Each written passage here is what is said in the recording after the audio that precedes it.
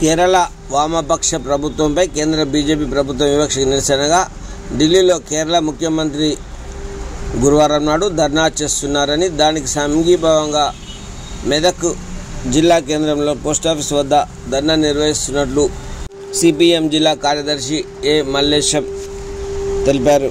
కేరళ వామపక్ష ప్రభుత్వంపై కేంద్ర బీజేపీ ప్రభుత్వం వివక్ష.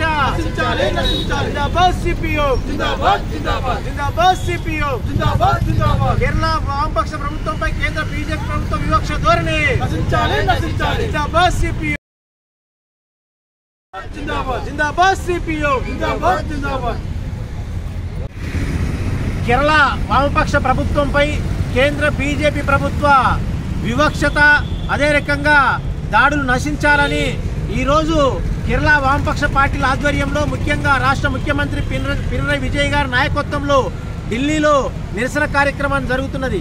ఈ నిరసన కార్యక్రమానికి సంఘీభావంగా సిపిఎం పార్టీ దేశవ్యాప్తంగా నిరసనలకు పిలిపించింది.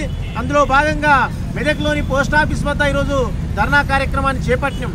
ముఖ్యంగా కేంద్రంలో ఉన్నటువంటి బీజేపీ ప్రభుత్వం కేరళ వామపక్ష ప్రభుత్వం మీద వివక్ష ధోరణి ప్రదర్శిస్తున్నది.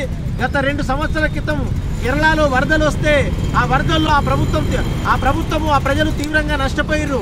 అక్కడ కేంద్రం హెలికాప్టర్ ద్వారా సహాయం చేసి ఆ సహాయం చేసినటువంటి హెలికాప్టర్ల బిల్లులు చెల్లించాలని చెప్పి రాష్ట్ర ప్రభుత్వాన్ని పంపించారు. కేంద్ర విపక్ష ఇట్లాంటి వరదలు బీభత్సం వచ్చినప్పుడు కేంద్ర ప్రభుత్వం ఆదుకునేటువంటి పరిస్థితి ఉంటుంది. ఆ రకంగా ఆదుకోకుండా కేంద్ర ప్రభుత్వమే డైరెక్ట్ ఆ రాష్ట్ర ప్రభుత్వానికి బిల్లులు పంపింది. ఇది ఒకటే కాదు, కేరళ రాష్ట్రంలో గత 4 సంవత్సరాల క్రితము ఒక ప్రైవేటు ఫైనాన్స్ కంపెనీలో కుంభకోణం జరిగితే ఉద్దేశపూర్వకంగా ఆ రాష్ట్ర ముఖ్యమంత్రి పినరయి విజయ్ గారిని ఇరికించాలని చెప్పి ఈడీ ద్వారా ప్రయత్నాలు చేసి విఫలమైనటువంటి పరిస్థితి చూస్తున్నాం. అనేక రూపాల్లో కేరళ వామపక్ష ప్రభుత్వం మీద కేంద్ర ప్రభుత్వము వివక్ష ప్రదర్శిస్తుంది, నిధులు రాకుండా ఆపుతున్నది. కరోనా సమయంలో కూడా తీవ్రమైనటువంటి ఇబ్బందులకు గురి చేసి సకాలంలో బిల్లులు చెల్లించకుండా ఈ పరిస్థితి చేసింది. కాబట్టి ఇప్పటికైనా వివక్ష మానాలని చెప్పి సిపిఎం పార్టీ డిమాండ్ చేస్తుంది.